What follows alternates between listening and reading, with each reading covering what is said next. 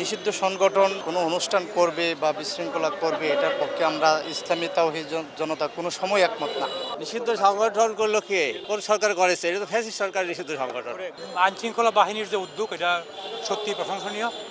কারণ যে কোনো সময়ে যে কোনো ধরনের এই ধরনের কি বলে এটা অপ্রীতিকর ঘটনাটা এখানে অস্বাভাবিক কিছুই না। তাদের এই কার্যক্রম সত্যি প্রশংসনীয়। একটা মুসলিম প্রধান দেশ হিসেবে তাদের এটা উচিত হয়নি এরকম একটা প্রোগ্রাম কর্মসূচি দেওয়া। তারা যদি ফেলছে, আইনশৃঙ্খলা বাহিনী আছে, প্লাস আপনারা যারা সাংবাদিক আছেন এবং আরও তো বাহিনী আছে, তারা নিশ্চয়ই এটা তদারক করবে, দেখবে।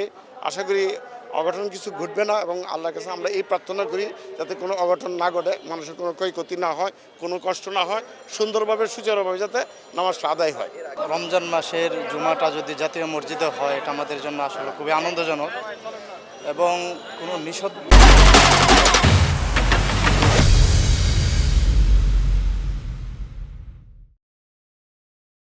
নিষিদ্ধ সংগঠন কোনো অনুষ্ঠান করবে বা বিশৃঙ্খলা করবে এটার পক্ষে আমরা ইসলামী তাওহীদ জনতা কোনো সময় একমত না। ঠিক কথা বুঝে আসছে। আমরা হিজবুত তাওহীদ এবং ইসলাম বিরোধী যে দলগুলো আছে এগুলোর সাথে আমরা সাধারণ মুসলমান যারা আছে, মুসল্লি আছে, এগুলোর সাথে আমরা ঐক্যমত পোষণ করি না। নিষিদ্ধ সংগঠন করলো কে?